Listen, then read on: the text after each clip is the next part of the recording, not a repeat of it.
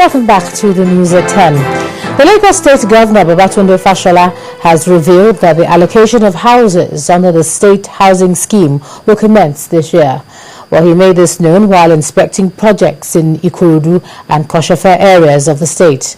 The governor also explains that only those who've obtained their residency permits will be allocated houses.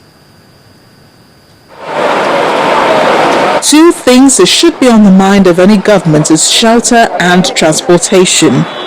It is for this reason that Governor Babatunde Fashola and his team came to Ikorodu to inspect ongoing projects in the area.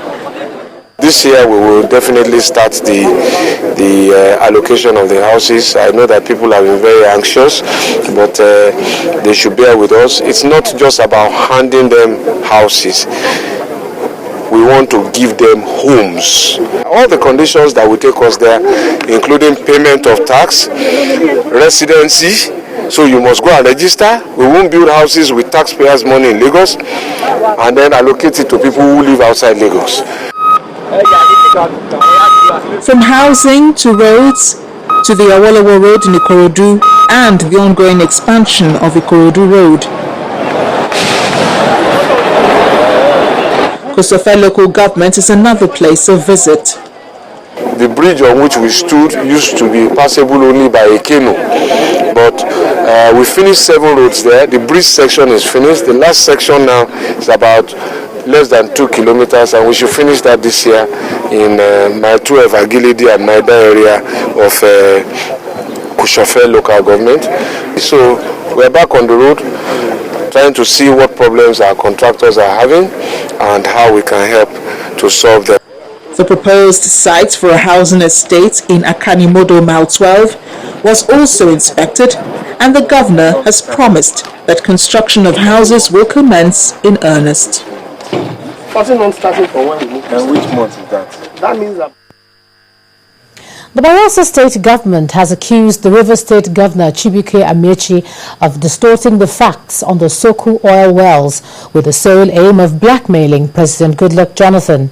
At a news conference in Abuja, the Chief Press Secretary to the Bayelsa State Governor, Daniel Iworio-Markson, said Governor Amechi is merely using the oil wells to incite the Calabaris in Rivers State against their Nimbe kinsmen in Bayelsa. But his Rivers counterpart, David Iofo, described Bayelsa State government's allegations as ridiculous, adding that the Rivers State government will not join issues with the government of Bayelsa State. The government of Bayelsa State therefore urges the Rivers State governor and his appointees to refrain from making inciting and inflammatory remarks capable of triggering intercommunal crisis among our people with the intention to achieve cheap political gains by the Rivers State governor. It is interesting to note that the statement from Bayelsa governor is coming after he has held several clandestine meetings with a few Calabari indigenes and chiefs in his bid to get them to publicly renounce the Calabari ownership of the Soku oil wells. Well, Nigeria and the United Kingdom have signed an agreement providing for the transfer of prisoners between the two countries.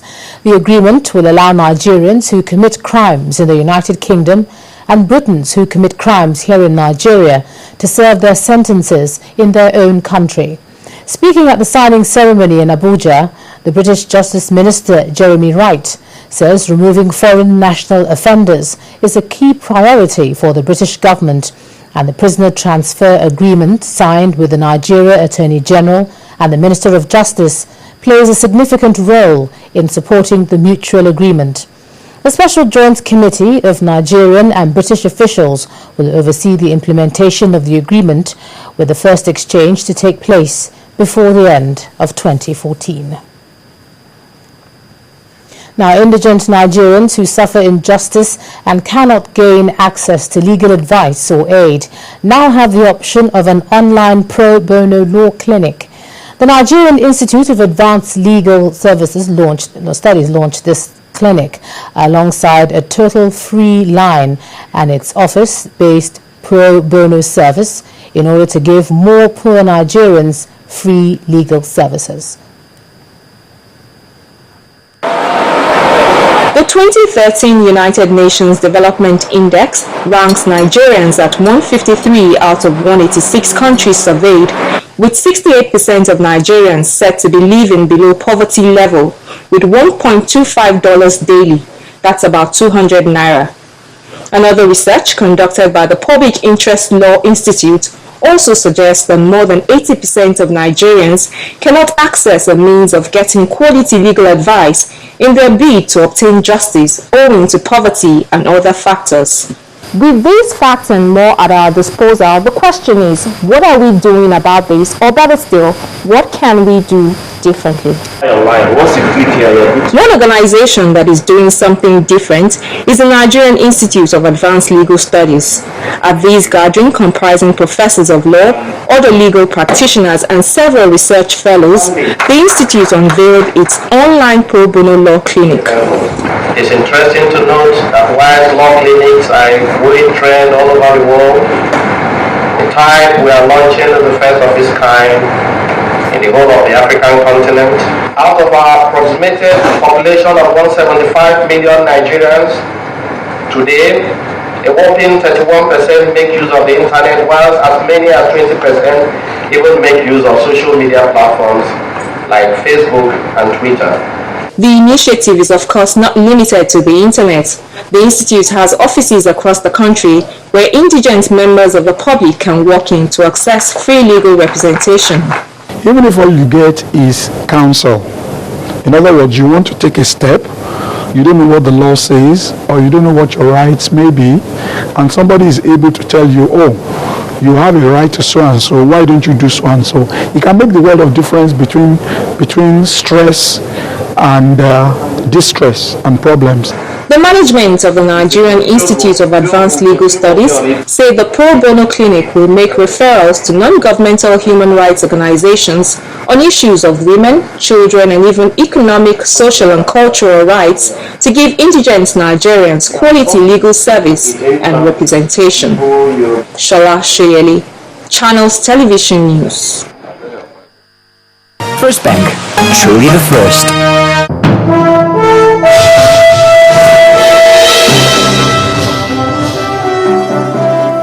Moving quickly now to business news, here's Loretta Chogo. Loretta. Thank you, Ijoma. And we start off with this report that says rumor that the presidency has asked the CBN Governor Lamido Sanusi to resign his appointment has been dismissed. The spokesman to the Central Bank of Nigeria, Mr. Ogochukwu Okorafor, has asked the entire public to disregard the report as the CBN governor remains the incumbent boss of the Apex Bank. Earlier today, there were reports that the presidency had demanded a mandatory resignation of Governor Sanusi following his allegations on the Nigerian National Petroleum Corporation's missing funds. According to Mr. Okorafor, the CBN governorship seat remains intact under the administration of Governor Sanusi Lamido until his due retirement in June this year. We had a family meeting because once in a while the governor will get the staff together. We'll sit down as a family and discuss. And he confirmed to us that his tenure ends in June. And I think that by March, he will formally signal his intention to leave. The true picture is what I'm telling you now. There's so much, you know that so much goes on out there in the media. The important thing is that we shouldn't overstretch things and let's be positive. I'm not saying that there weren't issues. Of course, when the letter came out and all that, there were issues, but those things have been resolved. We put them behind us. We're moving ahead. And like I said, let's look at the benefits, the achievements, solid achievements of the government, of the central bank as an institution, and for us as a whole. And it's important to also emphasize that the governor of the central bank has the highest regard for the president of the Federal Republic of Nigeria, and he's his boss, and he will continue to work closely with him, to support him in achieving the mandate of the central bank, which of course will ultimately, which has resulted in many of the achievements that we as a country can proudly say we have made. Now, the Minister of Finance and Chairman of the Nigeria Customs Service Board, Dr. Ngozi Okonjo-Iweala, says an outline of economic supportive policies have been made to ensure stronger performance by Nigeria Customs Service in 2014.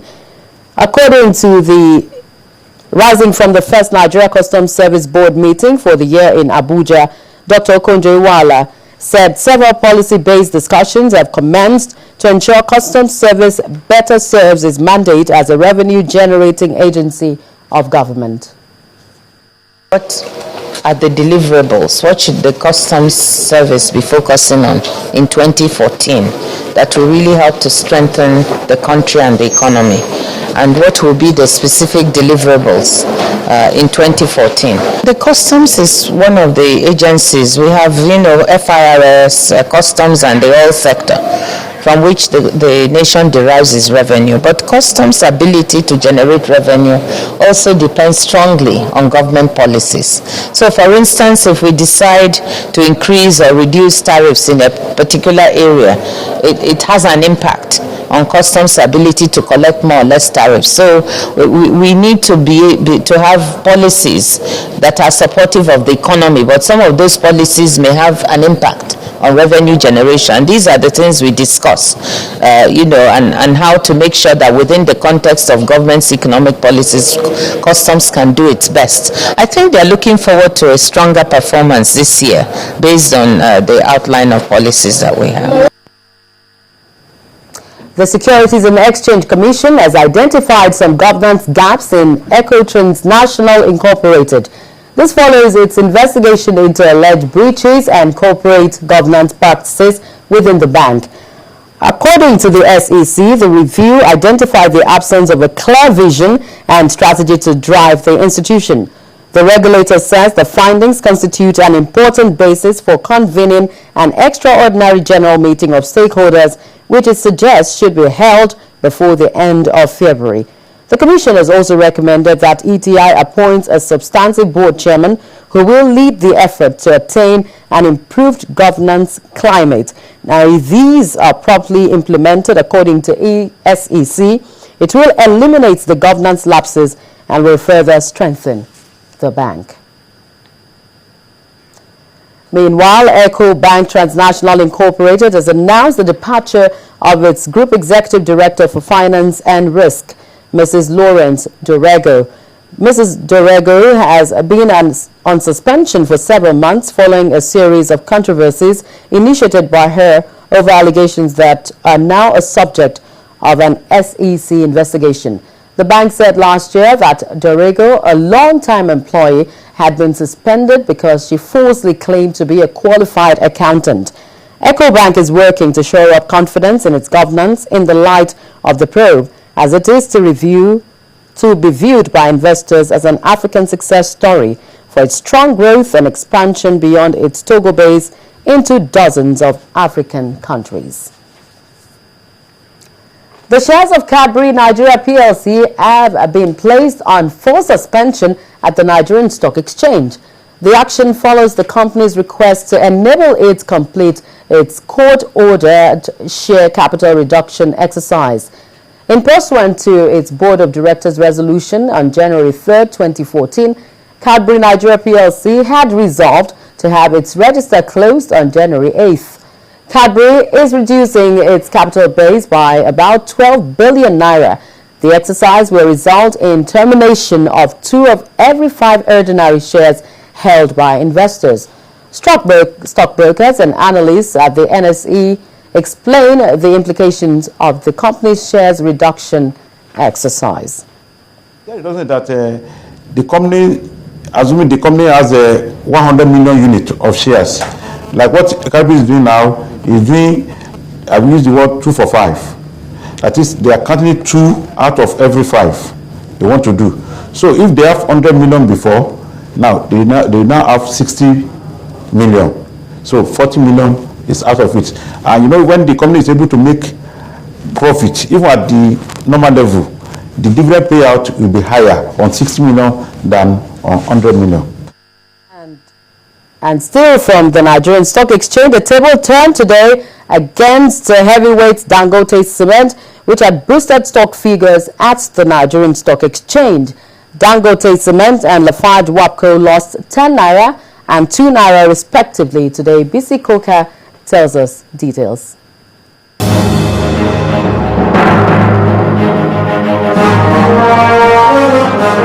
Hello and welcome to the Stock Market Reports. The bills resurfaced at the Nigerian equities market today as the all-share index closed in the red.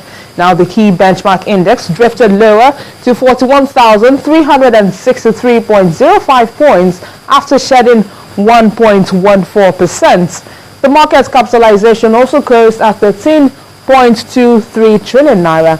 Now stocks that led Thursday's losers include Dangote Cement, which had 10 naira, and Lafarge Wapco, which was lower by 2 naira.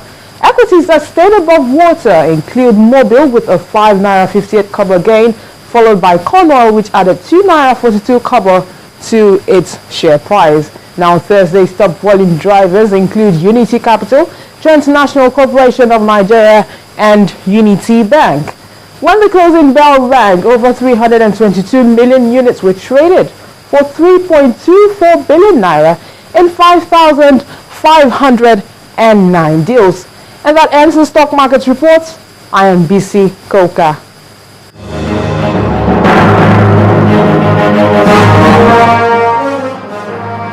And that's it on business news. It's back to Ijoma for the rest of the news.